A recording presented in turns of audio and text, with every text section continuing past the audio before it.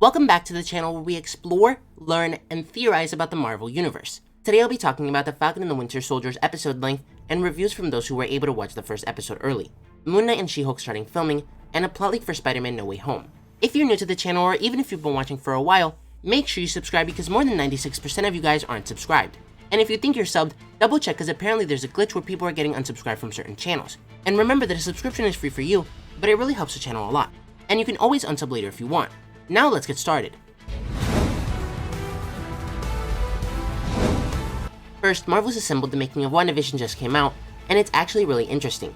So if you were left wanting more WandaVision, I highly recommend you watch it, as they talk about how they made the show and the whole thought process behind everything.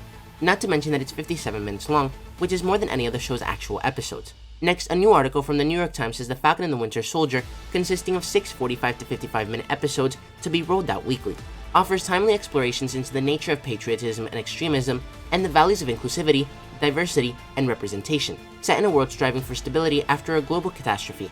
So with the normal 10-minute credits, you can expect most episodes to be 35 to 45 minutes long. Now there have been a ton of people who were able to watch the first episode of The Falcon and the Winter Soldier and gave their reviews, so I won't read them all. But they do say that the first episode will be 40 minutes long, not including the credits, that the action is amazing, but also that the first episode is a bit slower and sets up the characters. We spend time with Falcon's family and dealing with Bucky's mental health. Starting off, Charles Murphy over at Murphy's Multiverse said everyone is going to come into Falcon and Winter Soldier expecting big visceral action, and the first episode delivers on that expectation. It also delivered a couple of character moments that gave me chills. It's incredibly well written, and visually it's both creative and beautiful. In this post-Blip world, even heroes struggle with where they fit in. Mackie and Stan bring new emotional depth to BuckyBarnes and SamWilson as they try to redefine themselves outside of Cap's legacy. Stan gives a particularly chilling performance, and Mackie's charisma inhabits every scene, even the ones that don't go his way. There's big action, big moments, and big surprises even for me. And the first act isn't even done. This is going to be a huge success for MarvelStudios. Next, Brandon Davis, CEO of the Phase Zero podcast, said it has some dope action sequences with Captain America the Winter Soldier vibes. It's not the pace I expected, but spending time with Sam's family and Bucky's mental state is a great development. Mackie and Stan are really good in very different ways. The Falcon and the Winter Soldier has some really touching ties to the MCU, and those are some of my favorite parts of episode 1.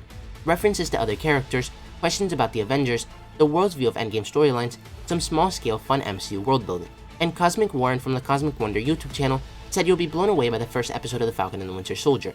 So many scenes are satisfying on many different levels. A lot of callbacks, a lot of respect, and a lot of emotion in just the first episode. It's perhaps one of the most Marvel-feeling projects there is. Some people said that WandaVision, being as great as it was, didn't feel like Marvel until the very end. Well, with The Falcon and the Winter Soldier, you know it's Marvel within the first 2 minutes of the show. It feels like Captain America and Iron Man. It's perfect. Moving on, in an interview with the Companion, Kevin Feige said we're finishing up Ms. Marvel, and we're also currently shooting Hawkeye.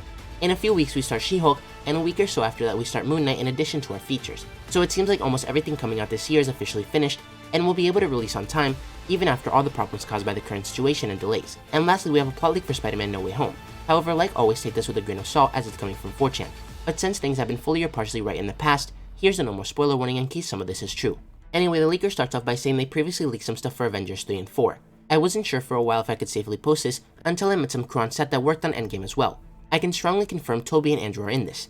I haven't seen any CG sequences, but the concept art looks really cool. A lot of what's been filmed is the actors in front of a blue screen. There's a villain introduced at the very start of the film. You guys have seen him before in Spider-Man, but never as a main villain. They've only been teased. And this could actually be Chameleon, who we've seen before as the bus driver. I don't think it's been clearly explained how, but Doctor Strange knows and is hiding something from Peter. Peter wants to know but is told it isn't safe. Similar to Peter complaining about Iron Man treating him like a kid, except this time was Strange. He also tries to fit in with people knowing he's Spider-Man. He isn't able to go to school anymore, so his friends quit school too, and he pretends to not be associated with them. There's a sad scene in a store where he tries to talk to Ned and MJ, but doesn't because other people are there. So let me know what you guys think about all this. Are you excited for The Falcon and the Winter Soldier? And what do you think of the Spider-Man No Way Home plot leak? If you enjoyed the video, don't forget to like, comment, subscribe, and turn on post notifications so you'll never miss another video. Thanks for watching, and remember to wash your hands and stay safe.